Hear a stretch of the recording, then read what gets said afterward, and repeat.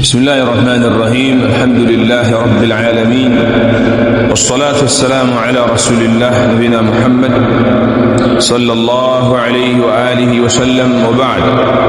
واصل دروسنا من دروس فضل عشر ذي الحجة والأضحية وأحكام الأضحية، ambapo leo hii tunaendelea kutaja a'malu ashri dhilhijja, matendo na ibada ambazo zinafanywa katika masiku 10 ya mwezi wa Dhulhijja. Kule nyuma tulitaja kuwa kitendo cha kwanza ni kwenda haji, kitendo cha pili ni kufunga siku ya Arafa, na kitendo cha tatu ni takbira. Tukataja aina za takbira zinazosomwa katika haya masiku 10 ya mwezi wa Dhulhijja, na leo hii bi'aunillahi alkarim tutataja ibada ya 4 ambayo ni nini? Al-udhiya, yaumul Eid, kuchinja ile siku ya Eid. Ni katika a'malu ashri dhilhijja, ni katika miongoni mwa matendo ya siku 10 ya mwezi wa Dhulhijja. Al-udhiya yaumul Eid, kuchinja siku ya Eid.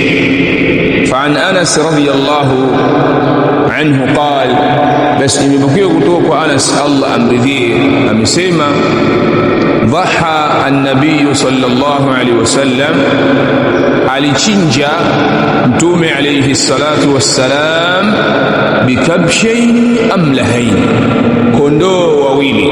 Bikabshaini, kondoo wawili. Kabsh, kondoo. Kabshaini, kondoo wawili. Amlahaini, waliochanganyika rangi ya nyeusi na nyeupe. Amlahaini, waliochanganyika rangi nyeusi na nyeupe. Huyo kondoo alikuwa rangi, hao kondoo walikuwa rangi mbili. Kila kondoo ana rangi nyeupe, lakini vile vile ana rangi nyeusi. Kondoo mmoja huyo. Kwa hiyo dhaha an-nabii sallallahu alaihi wasallam, alichinja mtume alayhi salam bikabshaini, kondoo wawili. Amlahaini, wenye rangi nyeupe na nyeusi, waliochanganyika rangi nyeupe na nyeusi. Aqranaini, wenye pembe. Aqranaini, wenye pembe. Dhabahahuma biyadi, aliwachinja yeye mwenyewe kwa mkono wake. Dhabahahuma biyadihi, aliwachinja mwenyewe mtume alayhi salam kwa mkono wake. Wasamma wa kabbara, na akasema bismillah, na akasema Allahu akbar. Wasamma wa kabbara, akasema bismillah wa kabbara, na akasema Allahu akbar. Wa wadaa rijlahu, na akaweka mguu wake mtume sallallahu alaihi wa alihi wasallam.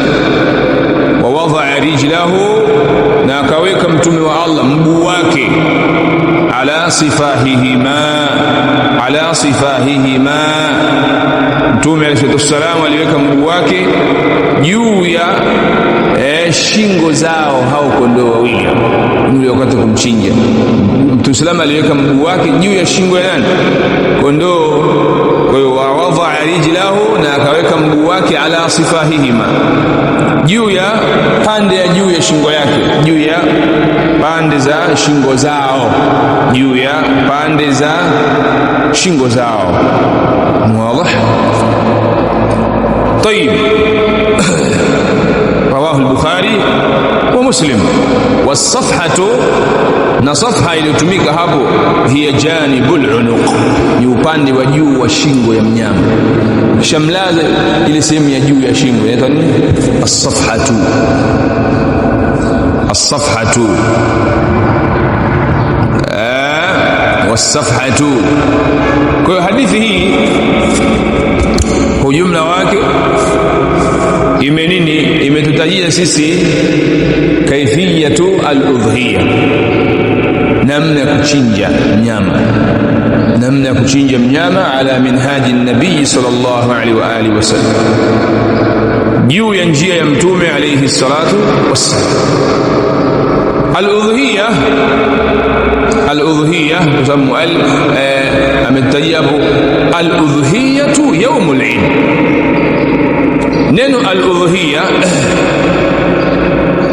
hiya ma yudhbahu min bahimati al-an'am, ni kile kinachochinjwa kutokana wanyama wanaofugwa ayyama nahri, katika yale masiku ya kuchinja taqarruban ila Allah ta'ala, katika hali ya kujikurubisha kwa Allah tabaraka wa taala, kama Allah alivyotuambia kwenye Qur'an, fasalli lirabbik wanhar, basi swali kwa ajili ya Mola wako mlezi na uchinje kwa ajili yake. Qul inna salati wa nusuki, sema na uambie kuswali kwangu na kuchinja kwangu. Nusuki miongoni mwa maana zake ni kuchinja. Wa mahyaya, na uhai wangu, wa mamati, na kufa kwangu, lillahi rabbil alamin, yote hivi ni kwa ajili ya Allah Mola mlezi wa viumbe vyote. Na hadithi yetu hii ni dalili tosha. Dhaha an-nabi sallama bikabshain, alichinja mtume alayhi salam kondoo wawili, amlahaini, waliochanganyika rangi nyeupe na nyeusi, aqranaini, walio na pembe, dhabahahuma biyadihi, aliwachinja kwa mkono wake mtume alayhi salam. Kwa hiyo ni sunnatun fi'liya, si kwamba ni qawliya bali ni sunnatun qawliya fi'liya, ni sunna ya qawli, kwa sababu tusema amelifundisha hilo, ameliamrisha hilo kwa umma wake, lakini fi'liya kwa sababu mwenyewe alichinja kwa mkono wake, alichinja kwa mkono wake. Wasamma wa kabbar. Tayeb, sasa tukishajua kuwa udhuhia ni nini, basi tujue sasa kwa mujibu wa hadithi sifatu dhabhi ala manhaji an-nabi sallallahu alayhi wasallam, sifatu dhabhi ala manhaji an-nabi sallallahu alayhi wasallam, sifa ya kuchinja mnyama wa udhuhia au wanyama wengine wasiokuwa udhuhia, lakini wataka kuchinja kwa ajili ya kujikurubisha kwa Allah tabaraka wa taala, basi unatakiwa kuzingatia sifa hii ambayo imekuja kwenye hiyo hadithi. Awalan, sifa ya kwanza kabisa al-ikhlasu lillah, uwe na nia, utakase nia kwa ajili ya nani? Allah tabaraka. Usiswali, usichinje ili watu waseme fulani kachinja mwaka huu. Usichinje ili kufuata nini? Mkumbo, kwamba na mimi nionekana nachinja. Hapana, bal al-ikhlasu lillah, utakase nia yako, uwe na ikhlas kwa ajili ya Allah, uchinje kwa ajili ya Allah tabaraka wa taala.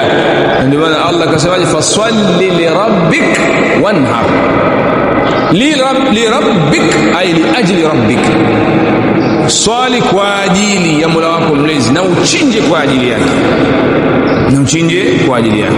Bali pia Allah amesema inna salati wa nusuki, hakika swala yangu na kuchinja kwangu, lillah rabbil alamin, ni kwa ajili ya nani? Allah Mola mlezi wa viumbe vyote,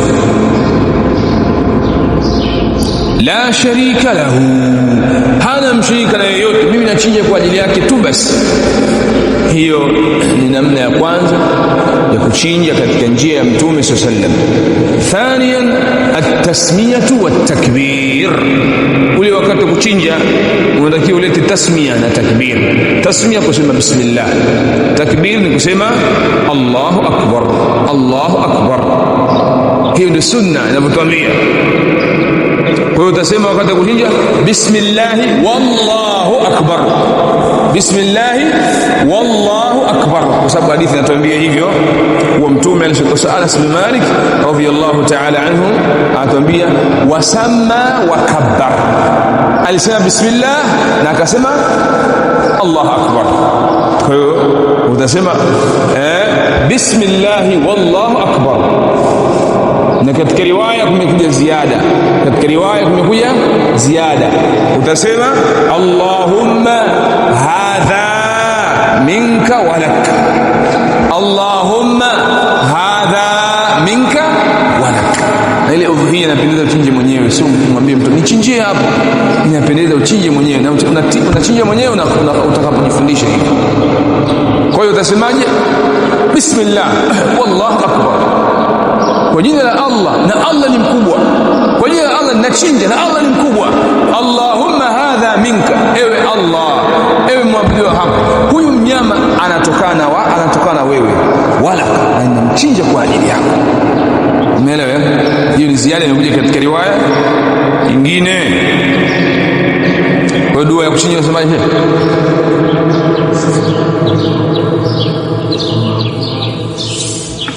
hadha minka wala, twende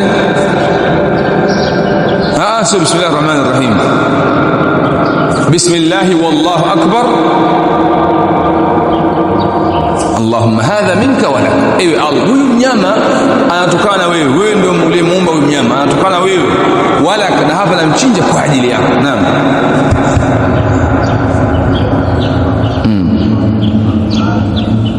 Naam.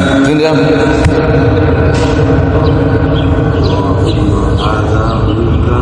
Wala طيب. Hivi ndivyo ambavyo tumefundishwa na Mtume alayhi salatu wassalam.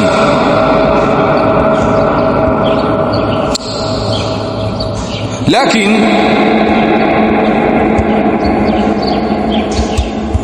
hapo hiyo dua ni pale utakapokuwa chinja kwa ajili yako, kwa kichinjwa chako wewe kama wewe. Je, sasa unataka kumchinjia mwingine? Amekuja mtu yeye ni mjinga, hana ilmu na maarifa,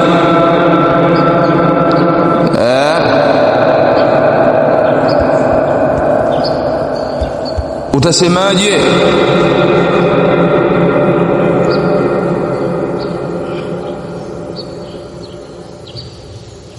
Kutasema bismillah wallahu akbar, Allahumma hadha an fulan, Allahumma hadha an fulan. Ewe Allah, huyu mnyama namchinja kwa niaba ya mtu fulani, unataja jina lake. Allahumma hadha an Muhammad bin Sa'id. Sawa. Haya, kwa hiyo ni sifa ya pili ya kuchinja ala minhaji nabii sallallahu alaihi wa alihi wasallam. Kwa mukhtasar nataka tujue hilo. Lakini sifa ya tatu ya kuchinja ala minhaji nabii alayhi wasallam ni tawjihu dhabihati ila alqibla, ukielekeza kichinjo chako upande wa nini? Wa qibla. توجيه الذبيحة إلى القبلة. Ukielekeza, sio wajibu bali ni sunna na inapendeza, ukielekeza kichinjo chako upande wa qibla.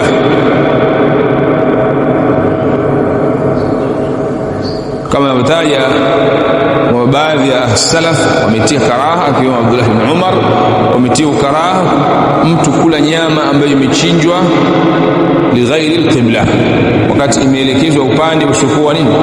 Wa qibla. Kwa inapendeza mtu unapomchinja mnyama wako unafaa kuelekeza upande wote, lakini yustahabu, inapendeza umuelekeza upande wa qibla huyo mnyama wako. Rabi'an al-ihsanu ila adh-dhabiha, ukifanyia ihsani kichinjwa, al-ihsanu ila adh-dhabiha, ukifanyia ihsani kichinjwa chako.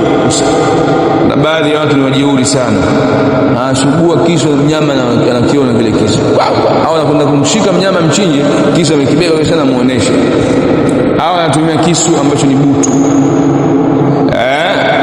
عن شداد بن أوس أن النبي صلى الله عليه وسلم قال متوب الله مسيما إن الله كتب الإحسان على كل شيء. الله ameandika ihsan, amewajibisha ihsan hiyo kila kitu utakachokifanya. Fa idha qataltum fa ahsinu alqitla, mtakapoua basi uweni kwa namna nzuri. Wa idha dhabhtum fa ahsinu adh-dhibha, na mtakapochinja basi chinjeni kwa namna iliyokuwa nzuri. Waliyuhidda ahadukum shafratahu, na asugue mmoja wenu katika kisu chake. Waliyurihish dhabihata, na ampe raha yule mnyama wake. Kwa hiyo miongoni mwa kufanya ihsani wakati wa kuchinja mnyama wako ni haddu sikini, ni kusugua nini? Kisu kikawa kizuri. Lakini vile vile adamu dhabhi amama albahaim, usimchinje mbuzi wako mbele ya mbuzi wenzake. Kama unamchinja mbuzi basi wengine wafiche ndio uchinje, na hiyo ndio ihsani. Lakini vile vile adamu tadhibiha, kutomwadhibu yule mnyama. Kuna baadhi ya watu wanamchinja anachinja alafu anaacha, anampa shida yule mnyama, anapata maumivu makali, analia. Hiyo si sawa. Kata mara moja, jambo liishi.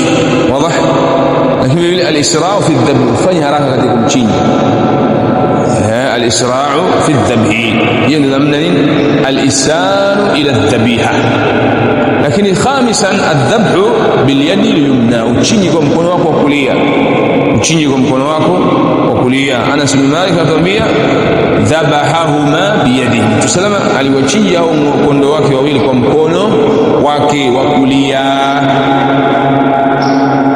طيب سادسا نمنا ستة وضع الرجل على صفحة العنق, kuweka mguu wako juu ya pande ya juu ya shingo ya huyu mnyama. Unapomchinja hakikisha ule mguu wako unauweka pande ya juu ya shingo ya huyo mnyama ili asifanyaje, asitikisike sana, kwa sababu kalili vile unavyomwacha huru afu kamchinja ndio unamuumiza zaidi, anapata maumivu makali zaidi. Kwa hiyo ukimweka mguu kwenye shingo yake ukamchinja, basi yale maumivu kidogo unampunguzia, kama tulivyosimulia Anas, wa wada'a rijlahu ala sifahihima, na aliweka mtume mguu wake juu ya nini, shingo zao hao kondoo wake wawili, sehemu ya juu ya shingo, sehemu ya juu ya shingo hili. Basi unaweka mguu, unapana mguu hapa, afu hapa unachinja. Umeelewa ya namna ndio tumeelewa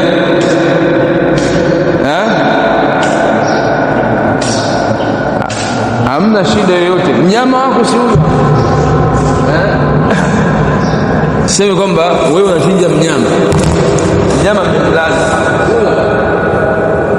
wewe ndio mnyama huko miguuni ni kichwa chake, wewe unachukua mguu hapana na shingo yake, unachukua kichwa, sawa? Umeelewa mpaka hapo?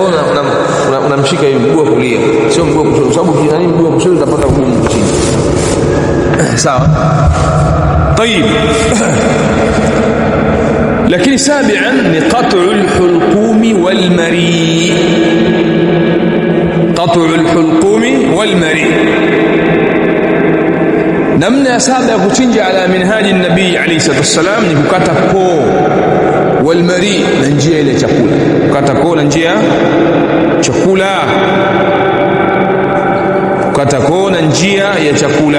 Hakikisha unavikata hivyo viwili, usipovikata unampa shida, usipovikata hivyo unampa shida. Kwa hiyo al-akmal, uchinjaji uliokamilika ni qat'ul hulqum, kukata koo, hili kosi liko juu hapa hapa, sawa, koo la hewa. Wal mari, na kukata nini, mshipa wa nini, wa chakula, mshipa wa chakula ambao unapitisha chakula katika chakata liko, kinachofuata ni nini? Hiyo al-mari. Alafu utakata pia al-wajdain, al-wajdain ambapo al-wajdain ni njia nini, ni mishipa mbili ya nini, ya damu ambayo anakuwa nayo mnyama. Al-wajdain ni mishipa miwili ya damu, moja inakuwepo huku, moja inakuwepo huku. Kwa hiyo hapa juu kunakuwa koo la hewa, lakini pembeni huku na huku kunakuwa mishipa nini, ya damu ambayo inapitililisha damu, inaenda sehemu za mwili mbalimbali au inakuja kichwani. Lakini katikati kabisa kunakuwa nini, al-mari, njia nini, chakula, mshipa wa chakula, mshipa wa chakula. Kwa hiyo hakikisha hivi vitu vitatu na target unapomchinja mnyama. Unapeleka kisu pembeni, juu hapo unakata, unajua hapa nimekata nini, nimekata mshipa koo la hewa. Alafu nakipeleka kulia, unajua nimekata mshipa nini, wa damu mmoja. Peleka kushoto, unajua nimekata mshipa damu wa pili. Alafu na chimba kwa ndani, unajua hapa nimekata nini, yani mshipa wa nini, chakula, njia ile chakula ambayo inapitisha chakula. Tayari hapo mnyama mchinja. Sio una target tu basi, alafu huku na huku hujakata. Kwa hiyo bado mnyama unamtesa.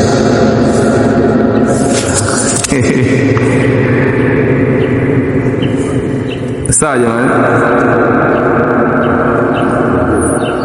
Haya, kwa hapo tushamaliza kueleza kaifiyatu dhabhi ala minhaji nabii sallallahu alaihi wa alihi wasallam, kwa mujibu wa hadithi ya Anas bin Malik radhiyallahu ta'ala anhu. Anas bin Malik radhiyallahu ta'ala anhu. Sheikh anasema wasunnatu, na jambo la sunna, an yashhada almudahhi udhiyatahu, ni kushuhudia mchinjaji yule kichinjwa chake, akishuhudia mwenyewe. Wa an yubashiraha binafsihi, akiguse kwa nini? Kwa nafsi yake mwenyewe. Wa an yubashiraha binafsihi, na wa an yubashiraha binafsihi, na akichinje kwa nafsi yake yeye mwenyewe. Wa an yubashiraha binafsihi, na akichinje kwa nafsi yake yeye mwenyewe. Hiyo ni katika sunna, an yubashiraha binafsihi, achinje yeye mwenyewe kwa nafsi yake kama Mtume alivyofanya. Dhabahahuma biyadihi, wa an yakula minha shay'an, na ale kutokana mnyama wake chochote kile. Wa an yakula minha shay'an, na ale kutokana mnyama wake chochote kile. Kama fa'ala an-nabiy sallallahu alayhi wasallam, kama alivyofanya Mtume alayhi salatu wassalam. Wa in wakkala ghayrahu, na ikiwa atamwakilisha asiyekuwa yeye, ikiwa atamwakilisha mtu mwingine, kaljumuiyat, kama ile jumuiya mbalimbali, akampeleka mnyama wake katika jumuiya mbalimbali, wal hay'at al khairiyya, na hay'a mbalimbali za khairi, taasisi mbalimbali za khairi, la ba'as, hakuna ubaya, la ba'as, au mashirika mbalimbali ambayo inasaidia watu wakaenda kuchinja huko, la ba'sa bidhalik. Kwa hiyo wa in wakkala ghayrahu, na ikiwa atamwakilisha mwingine, atamfanya mwingine kuwa ni wakili wa kumchinjia yeye, kaljumuiyat, kama kumpeleka huyo mnyama katika jumuiya mbalimbali, wal hay'at alkhairiyya, na taasisi za khairi, almashirika ya khairi ambayo inasaidia watu, jaza, itajuzu, walau kanat kharijul bilad, hata kama itakuwa nje ya mji wake. Faqad thabata fi sahih Muslim, wamethibiti katika sahih Muslim min hadithi Jabir, kutokana hadithi ya Jabir, anna Nabii sallama nahara biyadihi, Mtume wa Allah alichinja kwa mkono wake mtukufu 63 min hadihi fil hajj. Mtume alayhi salam alichinja ngamia 63 katika ibada yake ya haji. Ngamia sina ngapi? 63. Wa wakkala aliyan, na akamfanya Ali kuwa ni wakili fil baqiya, katika ngamia waliobaki, kwa sababu alikuwa na ngamia jumla 11 aliwachinja Mtume alayhi salam. Kwa hiyo wale ngamia 63 aliwachinja yeye mwenyewe kwa mkono wake, wakabaki ngapi?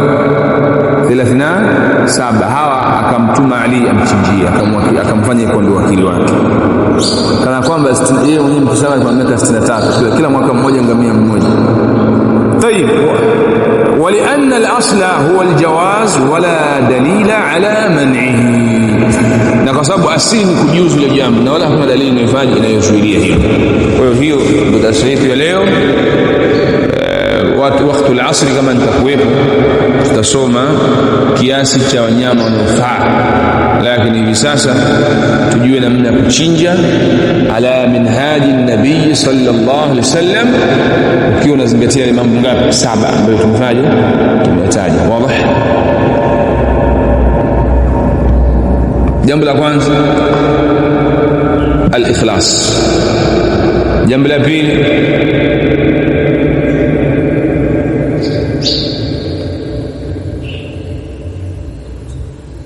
بعد إخلاص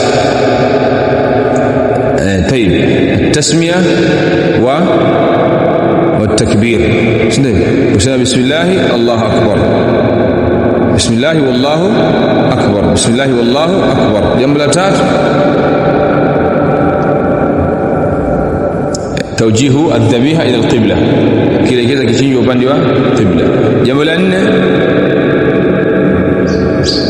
kwa sababu nyinyi ndio wachinjaji, al-ihsan ila adh-dhabiha, tufanyie ihsan kile kichinjwa. Jambo la 5,